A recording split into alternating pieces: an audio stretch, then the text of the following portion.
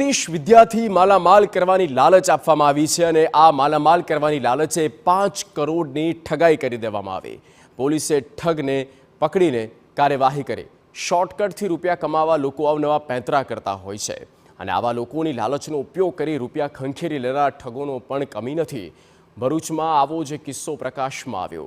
ભરૂચના ભૂમિ ડેવલપર્સ તરફથી લાખોના ચેકની ઉચાપતની પોલીસને ફરિયાદ અપાઈ।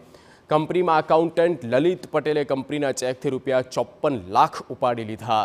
આરોપી લલિતની પૂછપરછમાં સામે આવ્યું કે લલિતે રાજસ્થાનના જયપુરમાં રહેતા જ્યોતિષ તરુણ આચાર્યને આંગળિયા તથા બેંક ટ્રાન્સફર દ્વારા છેલ્લા 2 વર્ષમાં 5 કરોડ રૂપિયા આપ્યા।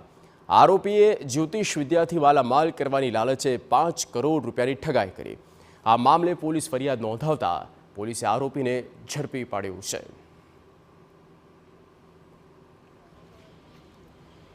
એમાં માલિકની સહીઓવાળી ચેકબુક આ આરોપી લલિત પટેલ પાસે રહેતી હતી।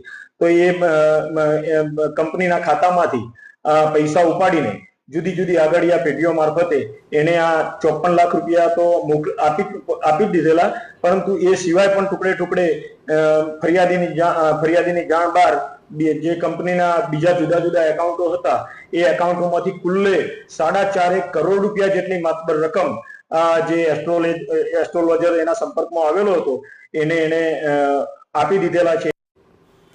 જ્યોતિષને શોધી કાઢવા માટે પોલીસની એક ટીમ જયપુર રાજસ્થાન ખાતે મોકલવામાં આવી।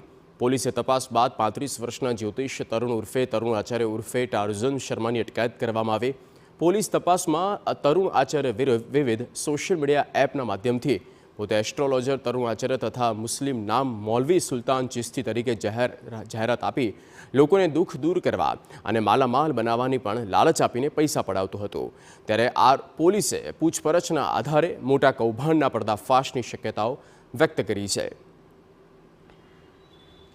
આ જે એસ્ટ્રોલોજર છે એ રાજસ્થાનના જયપુરમાં રહેતો હોવાનું અને એનું નામ તરુણ ઉર્ફે તરુણ આચાર્ય ઉર્ફે ટાર્જન દુલીપચંદ શર્મા એનું નામ સરનામું મળી આવતા એ આરોપીની પણ શોધખોળ કરતા એ આરોપીને પણ ગઈકાલે ગુનાના કામમાં ધરપકડ કરવામાં આવેલી છે। આરોપીના પાસે મુદ્દામાલ રિકવરી માટે પૂછપરછ કરી એના રિમાન્ડ મેળવી આગળની તપાસ હાથ ધરવામાં